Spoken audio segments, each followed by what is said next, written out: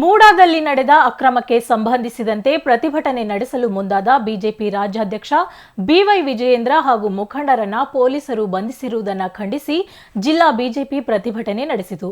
ನಗರದ ಜಿಲ್ಲಾಧಿಕಾರಿ ಕಚೇರಿ ವೃತ್ತದಲ್ಲಿ ಪ್ರತಿಭಟನೆ ನಡೆಸಿದ ಬಿಜೆಪಿ ಮುಖಂಡರು ಹಾಗೂ ಕಾರ್ಯಕರ್ತರು ರಾಜ್ಯ ಸರ್ಕಾರದ ವಿರುದ್ಧ ಆಕ್ರೋಶ ವ್ಯಕ್ತಪಡಿಸಿದರು.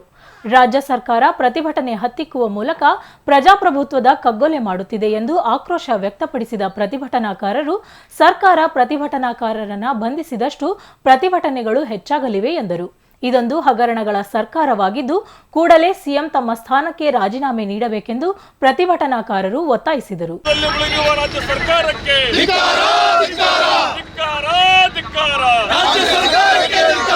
ಈಗಾಗಲೇ ಮೂಡ ಹಗರಣದಲ್ಲಿ ಮಾನ್ಯ ಮುಖ್ಯಮಂತ್ರಿಗಳಾದಂಥ ಸಿದ್ದರಾಮಯ್ಯನವರು ಮುಳುಗೋಗಿದ್ದಾರೆ.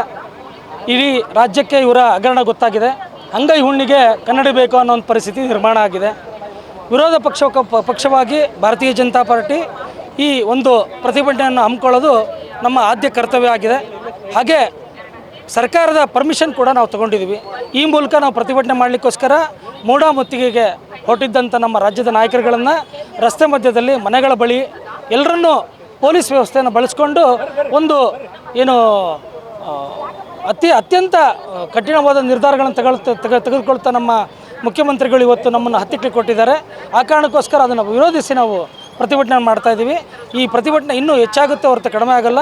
ಈ ಮೂಲಕ ನಾನು ಸಿದ್ದರಾಮಯ್ಯನವ್ರಿಗೆ ಏನು ಹೇಳೋದು ಅಂದರೆ, ನಿಮ್ಮ ಹಗರಣವನ್ನು ಮುಚ್ಚಾಕ್ಲಿಕ್ಕೋಸ್ಕರ ನಮ್ಮ ಪ್ರತಿಭಟನೆನ ಹತ್ತಿಕ್ಕಬೇಡಿ. ನಿಮ್ಮ ಸರ್ಕಾರದಲ್ಲಿರುವಂಥ ಎಲ್ಲ ಇದರಲ್ಲಿ ಭಾಗಿಯಾಗಿರುವಂಥ ನೀವುಗಳು ಮತ್ತು ನಿಮ್ಮ ಮಂತ್ರಿಗಳು ಈ ಕೂಡಲೇ ರಾಜೀನಾಮೆ ಕೊಟ್ಟು ಇಡೀ ರಾಜ್ಯವನ್ನು ಒಂದು ಅಭಿವೃದ್ಧಿಯತ್ತ ಒಯ್ಯಬೇಕು ಅಂತ ಈ ಮೂಲಕ ಎಚ್ಚರಿಕೆ ಕೊಡ್ತಾ ಇದ್ದೀನಿ.